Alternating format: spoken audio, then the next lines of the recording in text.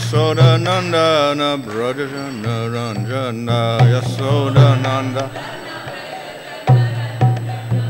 Mudakira Vanachari Jamuna Jaya Radha Madhava Kunja Bihari Jaya Radha Madhava Kunja Bihari Hare Krishna Krishna Krishna Hare Hare Hare Rama Rama Rama Hare Hare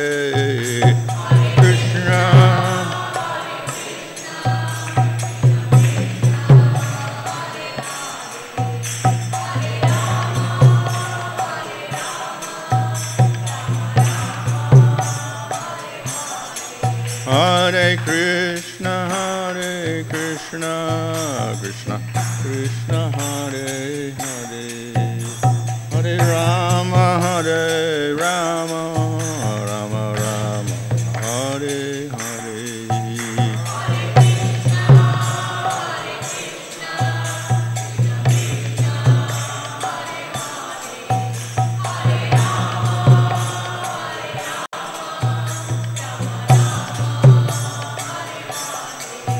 Jaya Prabhupada Prabhupada Prabhupada Jaya Prabhupada Jaya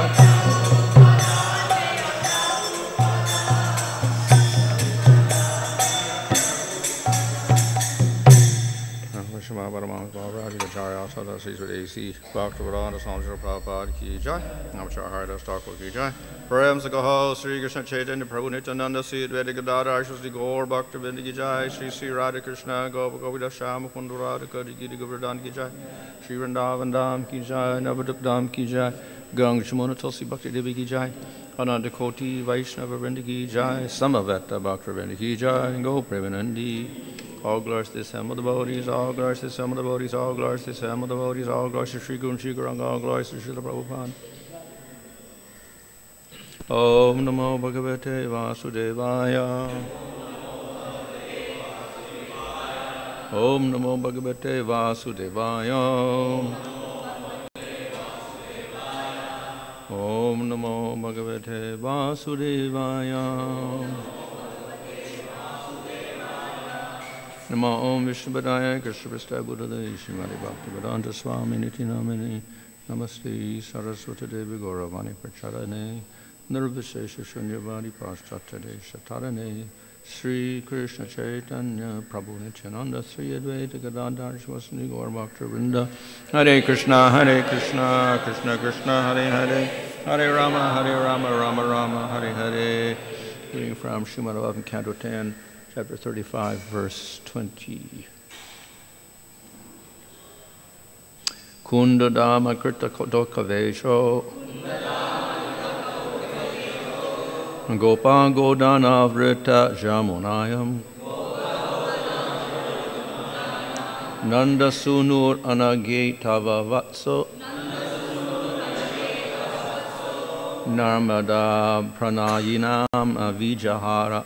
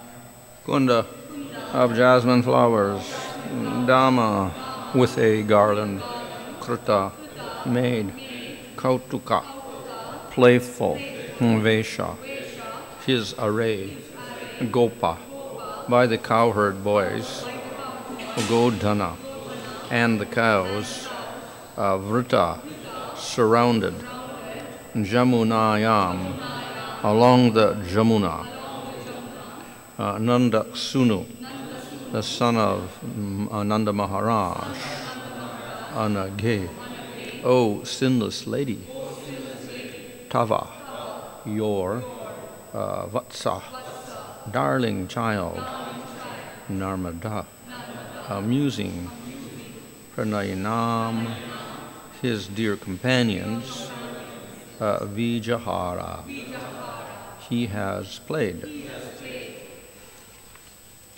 O sinless Yasoda, your darling child, the son of Maharaj Nanda, has festively enhanced his attire with a jasmine garland, and he is now playing along the Jamuna in the company of the cows and cowherd boys, amusing his dear companions. The gentle breeze honors him with its soothing fragrance of sandalwood, while the various upadevas, standing on all sides like panegyrists, offer their music, singing, and gifts of tribute. Report, Srila Jiva Goswami explains that the gopis are again in the courtyard of Mother Yasoda, the queen of Vraja. They are trying to encourage her by describing Krishna's return to Vrindavan after he has spent the day herding cows and playing. Srila Vishwanath Chakravarti comments that the Upadevas, the minor demigods mentioned here, include the Gandharvas, who are famous for their celestial music and dancing. Translation, O sinless Yasoda, your darling child, the son of Maharaj Nanda has festively enhanced his attire with a jasmine garland. He is now playing along the Jamuna in the company of the cows and cowherd boys, amusing his dear companions. The gentle breeze honors him with its soothing fragrance of sandalwood, while the various upadevas, standing on all sides like panegyrists, offer their music, singing, and gifts of tribute. So here we see that the gopis are glorifying Krishna, but in a very general way, and one reason is that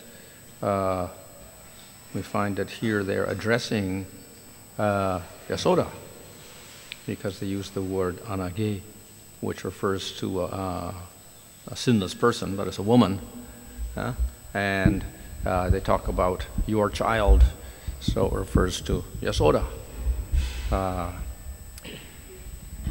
So though many of the verses are actually expressing their love for Krishna and conjugal rasa, and they describe the sound of the flute and how it affects various living entities to develop love, including themselves. Here we find a more general description of Krishna in relation to herding the cows and the calves, going to the bank of the Jamuna, etc., and dressed up with the various flowers, flower garlands. So it's it's a general description for everyone. And as explained in the purport, the occasion is that they are in separation from Krishna, and Yasoda and Nanda and all the other elders are also in separation from Krishna during the daytime. So there's an elaborate description in various works of how Krishna goes with the many cowherd boys to the forest in the morning, along with the calves and the cows, after taking his morning meal. And he goes into the forest, and as he approaches the forest, after leaving the village, everyone follows him. All the elders follow him, and the gopis and Yasoda, Nanda, they all follow Krishna into the forest. But of course, they can't really go there, so they get to the edge of the forest, and then Krishna tells them all to go back. But it's very difficult for them to go back, especially for Yasoda. And so Yasoda keeps giving some excuse to Krishna. Have you got your meal there? Have you got your protection of the ambulance and things like this? Kavachas on your body, made out of various herbs, etc. And she asks the cowherd boys to protect Krishna. So they have to surround him in various ways to protect him from the various animals in the forest. So on with various excuses, she keeps Krishna there. But then finally, of course, Krishna has to tell her to leave along with all the others. So in this way, he goes off to the forest, and they're left standing there. And then they finally return to the village. So they are in separation from Krishna during the daytime.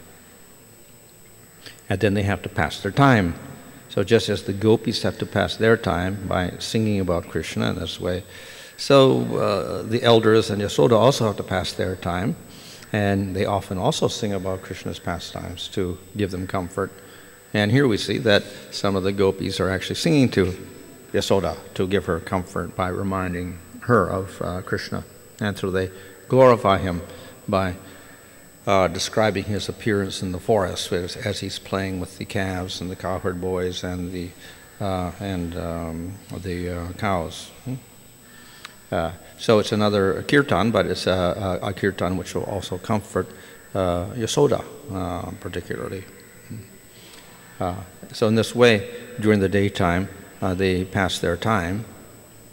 And then as the afternoon wears on, towards the end of the afternoon, then again, they all expect Krishna to come back.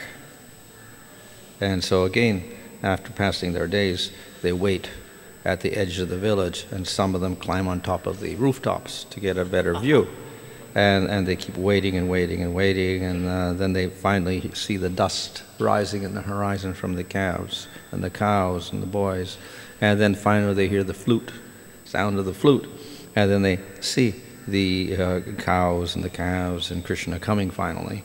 And so they get some joy at the coming back of Krishna. But anyway, in the daytime there is this separation which creates great longing, and then finally they meet Krishna again when he comes back in the evening time, covered with dust from the cows.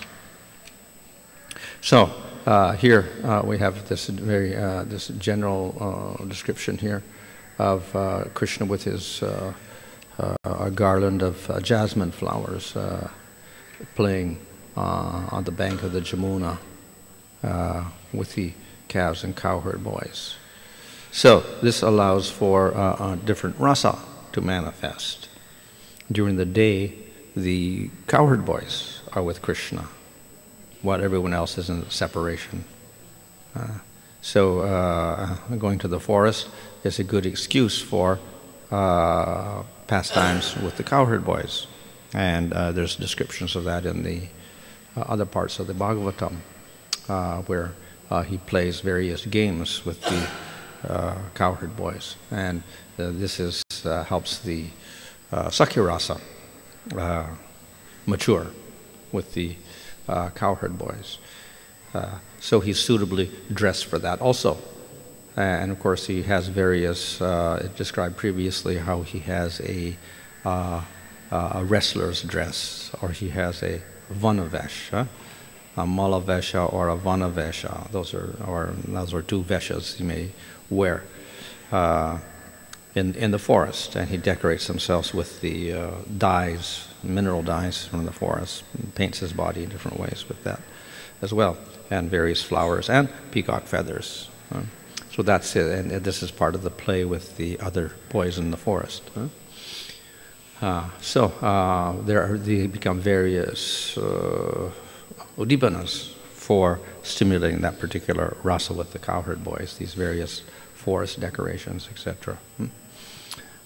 However, they also become stimulus for the gopis, because they remember Krishna like that, and this increases their longings. So even the dressing up for the cowherd with the cowherd boys acts as a stimulus for the gopis, and they long to meet Krishna. And similarly for Mother Yasoda.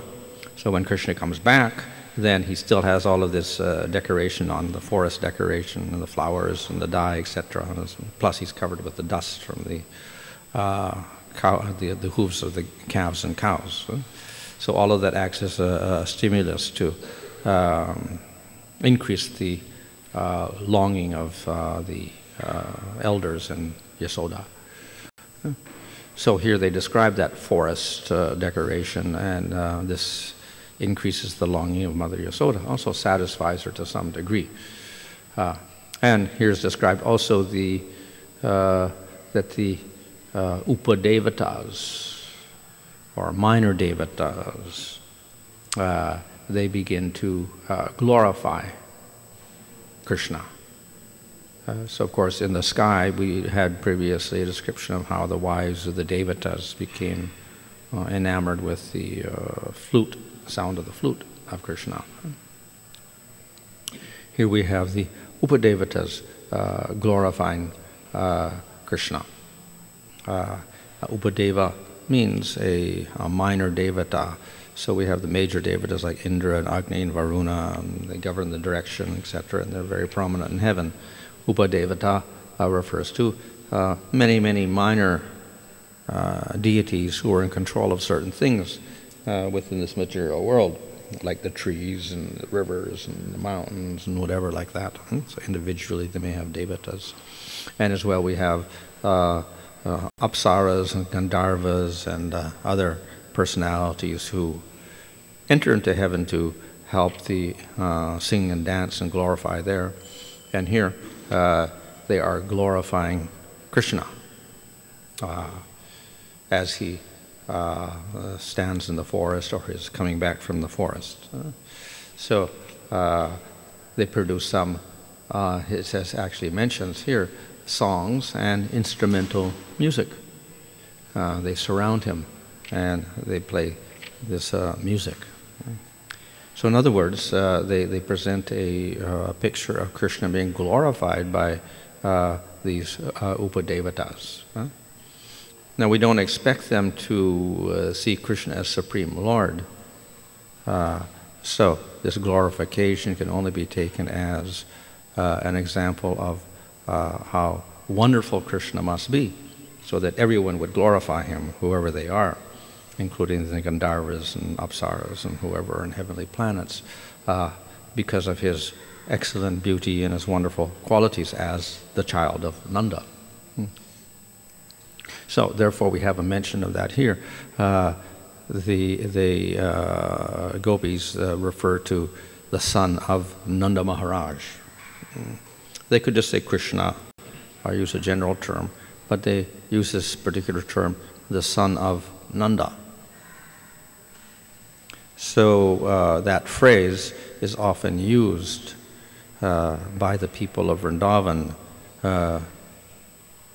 to show how they recognize Krishna as their relative, someone who was one of them, and he's not Supreme Lord at all. So for instance, when Varuna took Nanda Maharaj away, then Krishna went down, and then Devatas gave, and Varuna was there and offered respects to him, and then Nanda Maharaj saw that. And then he came back, and then he told everybody, oh, Krishna must be someone very special, because the Devatas, Varuna Dev was worshipping him and offering his respects along with the other Devatas and whatever, so he must be Supreme Lord. And then they say, well, and then they ask, well, maybe we should ask something from Krishna. So then they asked, show us the spiritual world. So the Krishna did that. He showed them Vaikuntha, or he actually showed them Goloka, or Aishwarya Goloka, and then he showed them Gokul, but that Gokul was actually where they were. So then they understood where they were is better than Vaikuntha or Goloka in the spiritual world. That this being with Krishna was much better than that. But after they had that vision, then they began talking among themselves, and again said, oh yeah, Krishna, he has great powers like this, because he even showed us, spiritual world or whatever. But anyway, he can't be, because he's Nanda's son. And if he's Nanda's son, he cannot be the Supreme Lord. He was simply born as Nanda's son, so and he's our relative, so therefore he cannot be Supreme Lord. So they identify him as the son of Nanda Maharaj, and this negates any idea that he is Supreme Lord. So that is often why this word is used, to emphasize the fact that he is one of them. He is an ordinary person just like them. And therefore, even if he shows powers, he can't really have those powers because he's just one of us. And it must be that Vishnu is showing those powers or protecting them in some way. So, therefore, they always accept Krishna as one of them, not as someone with extraordinary position and power like a Devata or a Supreme Lord, etc. So though they here glorify Krishna by saying the Upadevatas come and are glorifying, etc., still, this is an expression of their great admiration for Krishna and their expectation that everyone should glorify Krishna because of his great sweetness. So they're, because we've seen that previously when Krishna went to was with Varuna, and he was worshipped by the Devatas. Then the others are aware that Krishna is Supreme Lord, and therefore that dilutes their relationship with Krishna. So thus Vasudeva and Devaki are not considered to be on the same level as the people of Vrindavan, because they also see Krishna as Supreme Lord, in spite of the fact they see him as their son. But that recognition of Krishna as Supreme Lord interferes with their affection, so it's not so sweet for that. And that is why Uddhava glorifies the people of Vrindavan more than anyone else, and that is why Brahma glorifies the people of Vrindavan. He could very well glorify the Yadus and Vasudeva and Devaki, etc. But he particularly mentions the people of Vrindavan and Nanda and Yasoda, the gopis, etc., rather than the people of Mathura and Dwarka, because the intensity of the love of the people of Vrindavan is so great. So even if there are opportunities for disturbing that sweetness by a show of powers, their affection is so great that it hides whatever powers are there. And thus, if Krishna does show powers, or Devatas express their respect for the Lord, as with Varuna, or here even the Upadevatas do so, still, it doesn't interfere with their relationship with Krishna. We see another example with Yasoda, when Yasoda saw the universal form. So, of course, we can say that Krishna made her forget. But actually, a higher reason is not that she was made to forget, but that her prema covered over any other realization. So though she saw the universe in Krishna's mouth, because of her great affection for Krishna as her child, she forgot about that. It was a contradiction. So therefore, she couldn't tolerate thinking of that. And therefore, the affection for her son overcame that, and she forgot about it completely. And she gave some excuse that maybe the demons are interfering or something like this. And then she called the Brahmanas and had the Brahmanas chant mantras to protect Krishna, because maybe she thought, oh, he's being disturbed by demons, and that's why I was seeing this vision of universal form or whatever. So it's not because of Krishna doing anything to hide anything. It's because of her great prema itself that it overcomes any realization of greatness or whatever in Krishna. And we can say this is a test, or not so much a test, but a demonstration by Krishna of the strength of the Vrajavasis' love, including Yasoda's. So even though Yasoda saw the universal form in Krishna, it did not affect her love at all. Whereas Arjuna saw the universal form, and then after that, he apologized to Krishna. Oh, I'm sorry that I acted as your friend, and we sat on the same table, and we sat on the same bed, and we joked together as friends, because I understand you're the Supreme Lord. So he had great respect for Krishna after that, and that diminished the Sakya feeling. But with Yasoda, no. She never thought of Krishna as Supreme Lord after that. Completely forgot about it.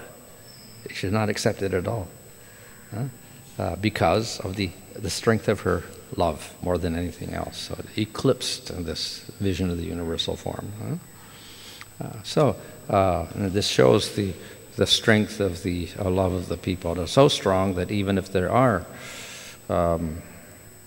tests or whatever, a show of opulence, still their love is not disturbed. They don't change in any way and think of Krishna as God.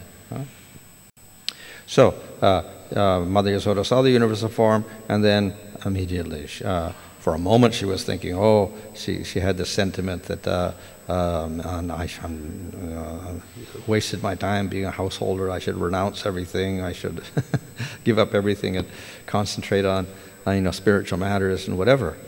But then, of course, Krishna got a little worried at that point and said, well, if Mother Yasoda renounces everything, she's going to renounce me also. So he got a little afraid at that point, so he withdrew that vision of the universal form. But in any case, when she thought about it, immediately it began to disappear. And then finally she forgot about it completely. It was just like some bad dream or something for her.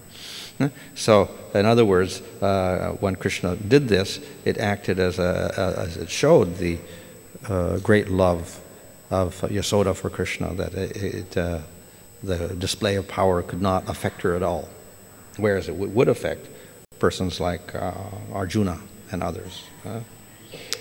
They couldn't do anything for her.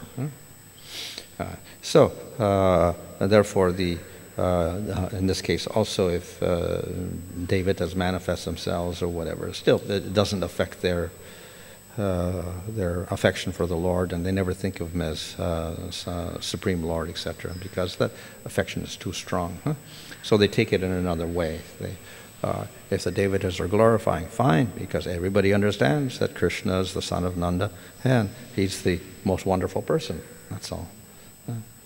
So this is how they will accept everything. So of course, other cases, Krishna may hide things completely. In the case of when Krishna showed all the forms of Vishnu to Brahma, that was hidden completely from the people. They didn't see that. Only Brahma saw that. So therefore, Brahma understood that this cowherd boy is the Supreme Lord. Plus, he is Krishna. So then he had a doubt, maybe this is only Krishna, he's not the Supreme Lord. But then he understood that everything, all the Vishnu forms are in Krishna. He includes all the other forms. So in this way, he had great respect for Krishna as Supreme Lord. Plus, as a cowherd boy, he understood the cowherd boy form of Krishna is greater than the forms of Vishnu. But still, he had great respect for Krishna. But this was hidden from everyone else. They never had access to that at all. Similarly, when Krishna was, when Indra came after he had been defeated, and again Krishna put Govardhan Hill and people went back to their places, then Indra came and apologized to Krishna. But nobody saw this. This was done separately and didn't disturb the people at all. So sometimes Krishna makes arrangements so that whatever acts are there to show the devatas respect Krishna as Supreme Lord are hidden from the people of Vrindavan completely, and in this way they don't get disturbed. In other cases, he may directly do things like showing the universal form, we can say, to demonstrate the great power of bhakti, etc. So another incident was the lifting Govardhan Hill. Obviously, if Krishna lifted Govardhan Hill, they would think, he's someone very special. But we see that even then, though, yes, Krishna did display extraordinary powers, the people, again, just as Mother Yasoda forgot about the universal form as anything very special. So afterwards, Mother Yasoda again thought that, yes, Krishna lifted Govardhan Hill, but actually he didn't do it. Balaram helped, and Nanda Yasoda helped, and the other cowherd men helped also. So that's how it was done. Nanda Maharaja's strength is there, so it's not Krishna's strength. Again, the display of power was explicitly made, but covered over by the affection of the people of Vrindavan. And of course, when Krishna was lifting the hill, then they were always worried. He's getting tired. We have to help him. His hand is shaking, whatever like this. So they never thought of him as Supreme Lord at all. But it certainly was an extraordinary event. But their affection for him covered over any doubt about that, that maybe he is Supreme Lord. So therefore the Devatas may be mentioned here also, but it doesn't disturb their seeing Krishna as the son of Nanda Maharaj.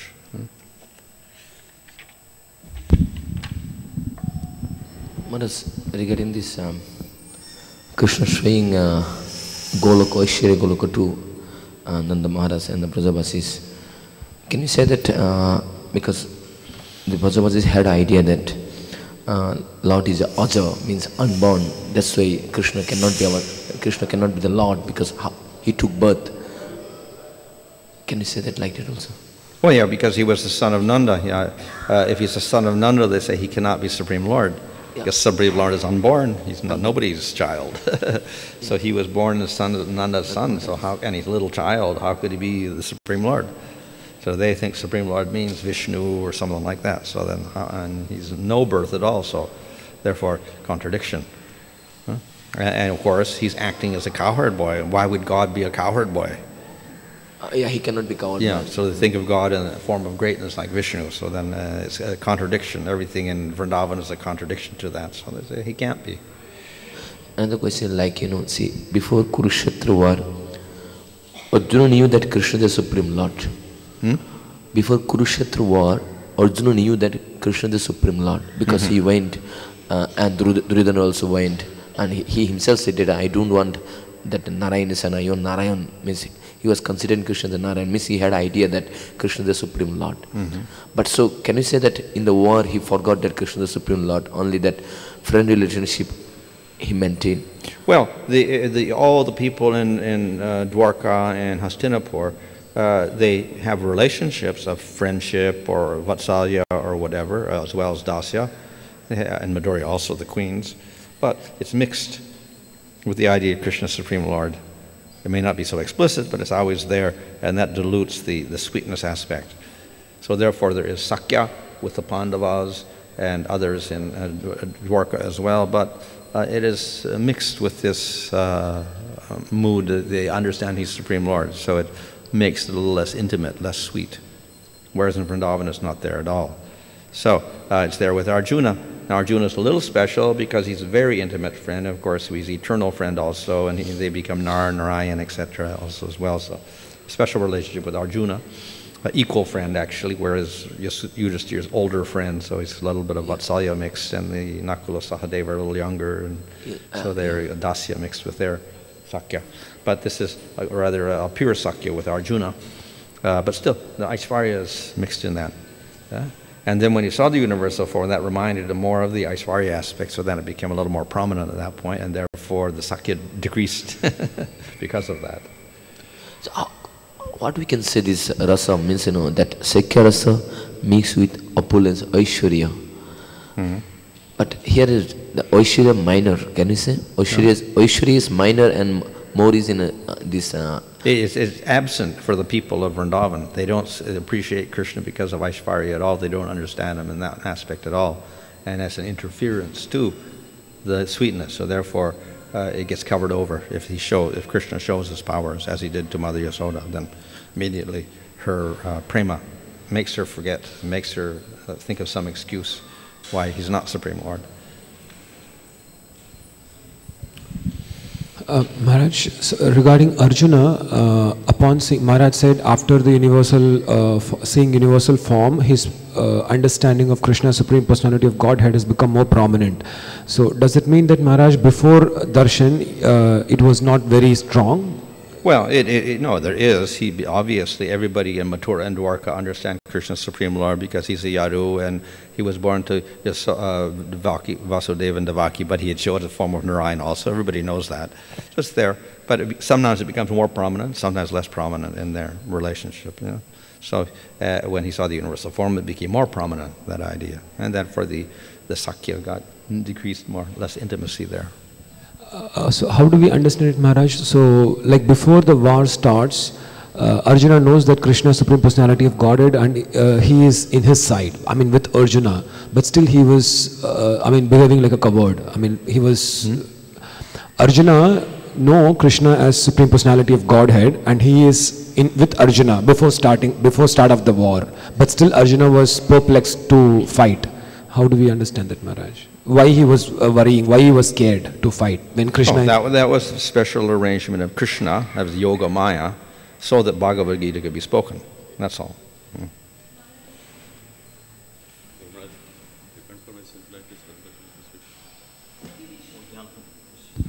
Why did he show the material form instead of any of the incarnations, Maharaj, to Yashodama and Arjun?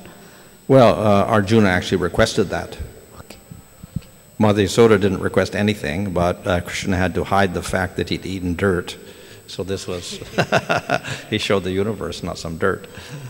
And this acted as an impetus for Leela to show the greatness of Yasoda.